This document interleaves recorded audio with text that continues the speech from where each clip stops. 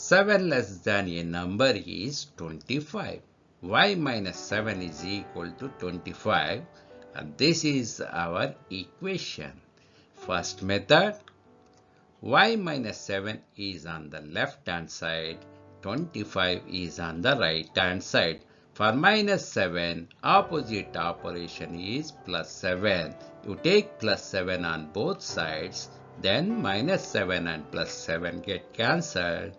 Y is equal to 32. Second method, y minus 7 is equal to 25.